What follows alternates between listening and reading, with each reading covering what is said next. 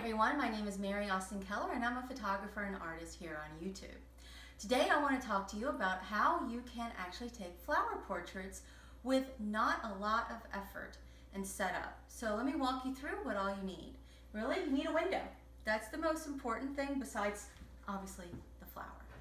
So you'll need a window, a flower, and then you'll need just something to make a nice background.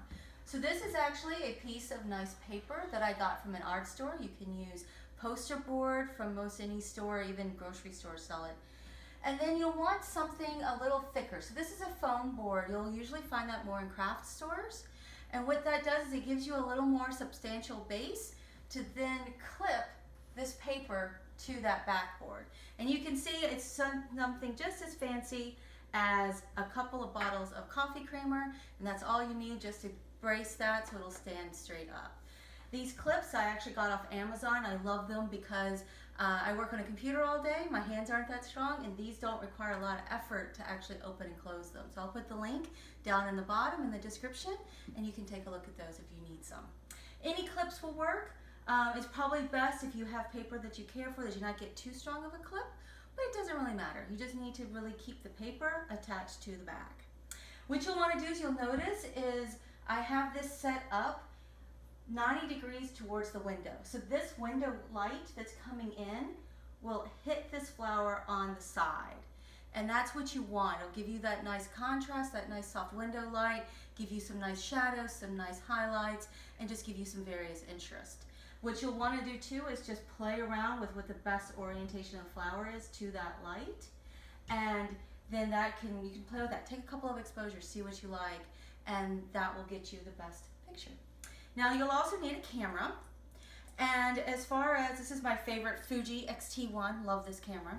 And as far as lenses, it depends on whether or not you want a full portrait of the flower or whether or not you want to get up close and personal and take a macro shot of just a little bit of a petal. So I like to use the kit lens. It came with my Fuji. It's an 18 to 55. That gives me a nice wider angle. Sometimes I'll use my wide angle, which is a 10 to 24. On a full frame camera, you'll probably want, you'll multiply those numbers by 1.5, and that'll get you the idea of the size that you'll want on the lens.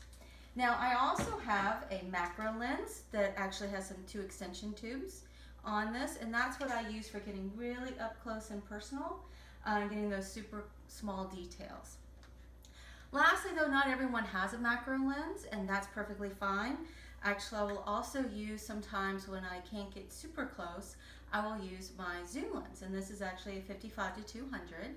And I have this spiffy little filter attachment. And this is a great way if you don't have a macro lens to get into this for not much money. You can see it's just a filter, but what it allows it to do is this lens right here, I might have to be about 5, 6, 7 feet away to focus.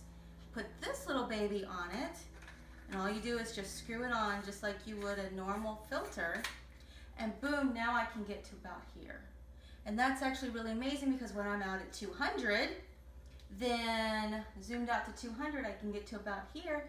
Now I can get some really close up, really nice details in there, and makes for some fun pictures. Now, you'll also want a tripod. Can you get away without a tripod? Sure, of course you can. But if you live in the Pacific Northwest like I do, quite often you won't have enough light coming through that window to hand hold it. So I recommend a tripod. Now this is actually a nice one. It has this cool feature. If you can see this, what I'm gonna do is I pull this up, then I do this, and you'll want to unscrew all of that, and watch, it will flip to the side, which is really quite cool. Tighten it down. I can actually adjust this way, and I can adjust this way, and get it to just exactly where I want it to be. Tighten it down, and voila. Now when I'm set up on what is my kitchen table, I can actually get my camera closer to where I want to be and get a picture of the flower.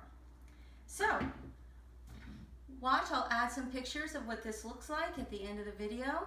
And please subscribe and like, I would appreciate it very much.